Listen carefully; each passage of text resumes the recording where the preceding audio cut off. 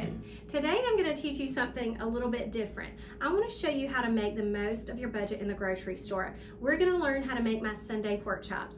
But first I want to show you how to take a pork loin and break it down into chops yourself to save a lot of money. So this is a half pork loin. It is only $13 in my grocery store. This is a huge piece of meat, and this will make a lot of pork chops.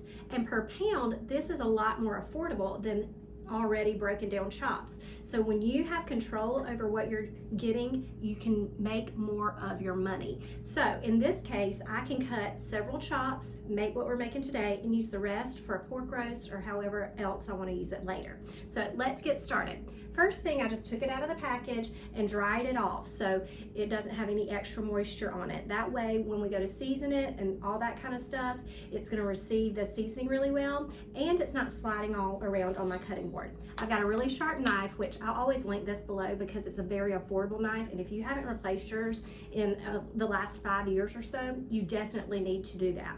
So, sharp knife, and this is got the cap up. Some people trim this, but my cap is very, very thin, and I like a little bit of fat because it helps the meat keep its moisture, so I'm gonna leave that on there.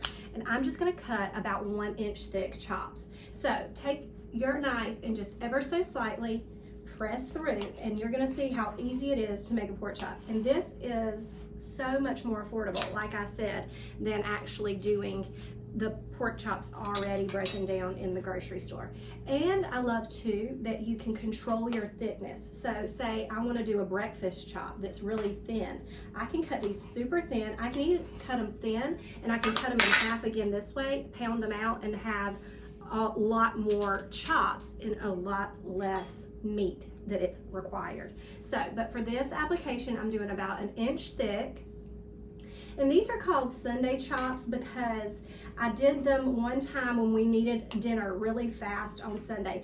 If you have ever been in the whole Sunday morning, we've got to get to church early, and you don't put something in the crock pot before you leave boat, you're gonna know what I'm talking about. You get home, everybody's starving, and you have to have lunch very quickly. Well, that's where this recipe came from. I've actually done this with chicken before too.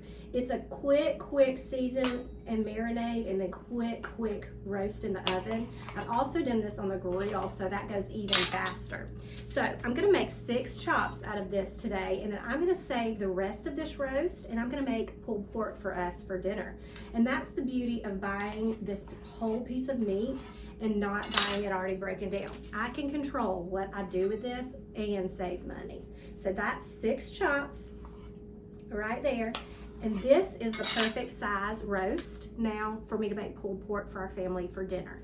So now we're gonna get this all seasoned up just as soon as I wash my hands. We'll be right back. Okay, y'all, let's season up our chops. So the secret ingredient to these pork chops is yellow mustard. It adds a great flavor, a tang that you can't get from anything else, and it also acts as a glue to help the seasoning stick to your pork chop. So I'm just gonna take a little mustard and get it on each side. Start with the top. We're gonna rub it in just a little bit and then get our seasonings on. Now for my seasonings, I just have a basic grill seasoning blend. You can use whatever mixture you like. They have salt-free herb blends, garlic and herb blends you can use. And I also add a little extra salt at the end to make sure it has really good flavor. But whatever blend that you like to use is fine. I like to use something that has a good bit of garlic and onion and a few other herbs and spices in it, just so I'm imparting a lot of flavor with one jar. If you don't have a grill seasoning on hand, I recommend making one. I also make an all-purpose seasoning that I keep on my counter all the time. I just mix garlic powder, onion powder, salt, and pepper, and it's always on my counter. If you want to add some Italian seasoning to that to give it a herby note, that's another good tip. So I'm going to get this grill seasoning on here, and I'm going to be very generous with this. You want this seasoning to really coat like a crust. You don't want to be shy with it. Like I said, I've done this with chicken. I have gone to the grill instead of the oven with this, but today I'm going to go ahead and do this at 425 degrees so that it gets really good and crusty on the outside and caramelized with the seasoning, and then it cooks really quickly too. So 425 is no time. Gonna get this done in no time. Okay, now let's get this flipped over. And look, I'm trying to keep one clean hand and one dirty hand. That's a good tip. I teach that also when I'm teaching my teenagers in Mama Whitten's kitchen. You have to have a clean hand and a dirty hand when you're doing your breading for batter, for fried chicken, whatever we're doing. Clean hand, dirty hand is what you need when you're working with raw meat. I always put the link below for Mama Whitten's kitchen if you have a teenager that has the interest in the kitchen and just needs some guidance, or if you have a homeschooler that is in middle school or high school that really could use a culinary elective so they could have a practical education in something for school. I really miss the days of home ec, and those are not as prevalent to find in schools anymore, and that's one of the reasons I feel like Mama Whitten's kitchen is so great for teenagers, is because they don't get it taught in schools anymore. Okay, so other side. We're gonna again coat very generously. And my oven's singing to us, that tells me it's hot enough. And again, I'm gonna wash these so I don't have to do acrobatics to get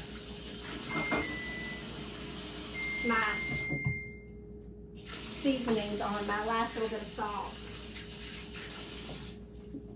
All right, now let's get some salt on and we will be ready to get this in the oven. Like I said, this only takes about 20 to 25 minutes, depending on the thickness of your chop, but we did this 1-inch chop, so it's gonna be ready at 425 in no time. All right, in the oven it goes, and we'll see these in about 20 to 25 minutes. Okay, y'all, it's time to take our Sunday pork chops out of the oven.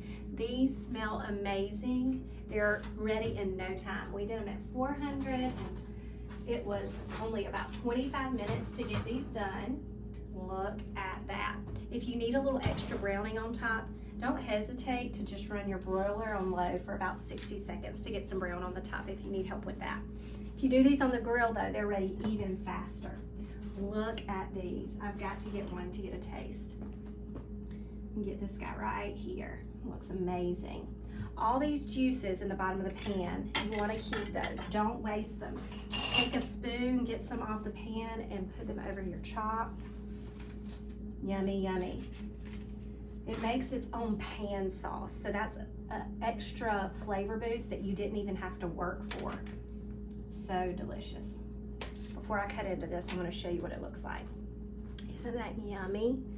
That was so easy. Just our mustard, that grill seasoning blend, a little extra salt, 20-25 minutes in the oven, and you're done. Let's give this a taste. You want to have juicy center on your pork chops. You want it to have moisture left. So you don't want to cook it to death. Pork chops can dry out very easily. If there's even a little bit of pink left, that's okay. They can be slightly pink. It's not like chicken. Okay, in with our bite. So good. That moisture is in there because we locked it in with the mustard. Delicious. The coating made a crust that is so flavorful, and you just will never guess how fast it was. So this is my Sunday pork chop recipe. Go ahead and buy that whole big half loin and break it down yourself. You're not gonna regret it. So easy, so simple. All you really need is a really good sharp knife. And like I said, I put that in the link down there. It's super affordable if you don't have one. I'll see you guys in the kitchen next time. Happy cooking, y'all. Y'all make this, whether it's Sunday or